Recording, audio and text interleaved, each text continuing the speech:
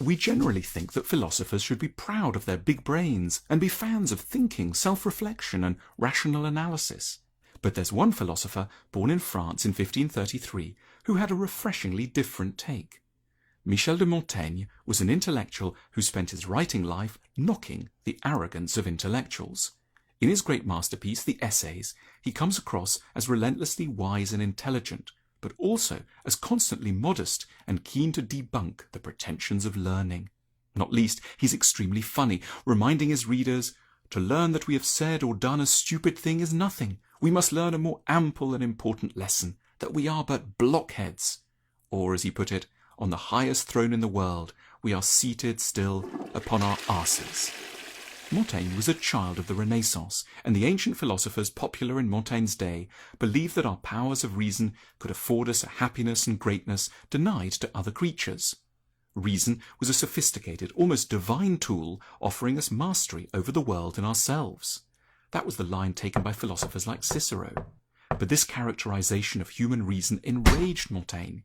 After hanging out with academics and philosophers, he wrote, "In practice, thousands of little women in their villages have lived more gentle, more equable, and more constant lives than Cicero."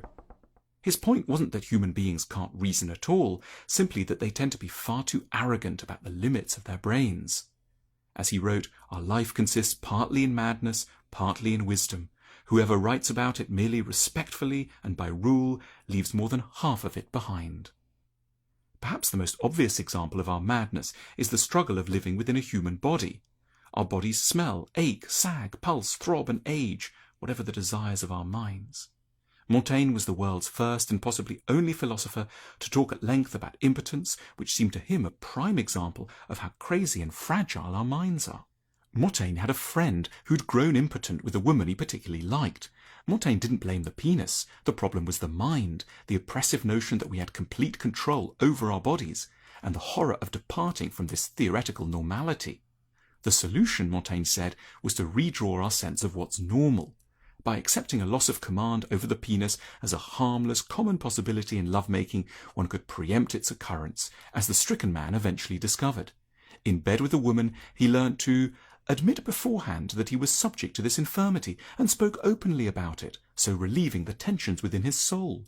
By bearing the malady as something to be expected, his sense of constriction grew less and weighed less heavily upon him. Montaigne's frankness allows the tensions in the reader's own soul to be relieved. A man who failed with his girlfriend could regain his forces and soothe the anxieties of his beloved by accepting that his impotence belonged to a broad realm of sexual mishaps, neither very rare nor very peculiar.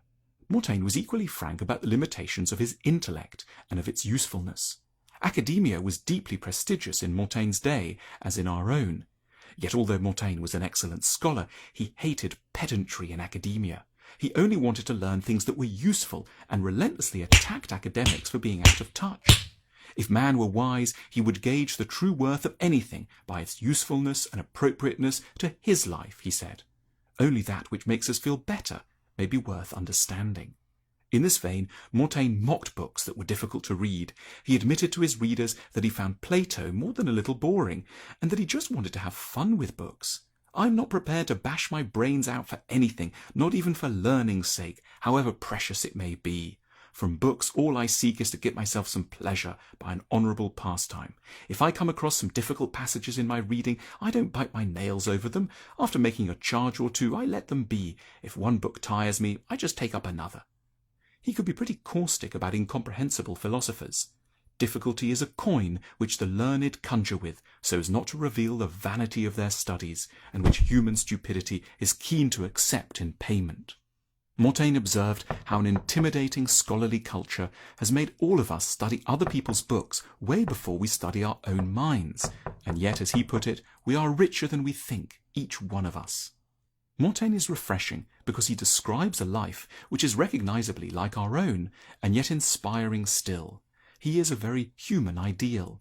We may all arrive at wise ideas if we cease to think of ourselves as unsuited to the task, just because we aren't 2,000 years old or aren't interested in the topics of Plato's dialogues or have a so-called ordinary life. Montaigne reassures us. You can attach the whole of moral philosophy to a commonplace private life, just as well as to one with richer stuff.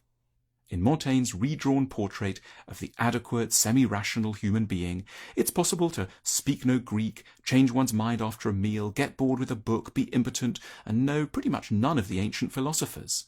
A virtuous, ordinary life, striving for wisdom, but never far from folly, is achievement enough. Montaigne remains the great readable intellectual with whom we can laugh at intellectuals and pretensions of many kinds. He was a breath of fresh air in the cloistered, unworldly, snobbish corridors of the academia of the 16th century. And because academia has sadly not changed very much, he continues to be an inspiration and a solace to all of us who feel routinely oppressed and patronized by the pedantry and arrogance of so-called clever people.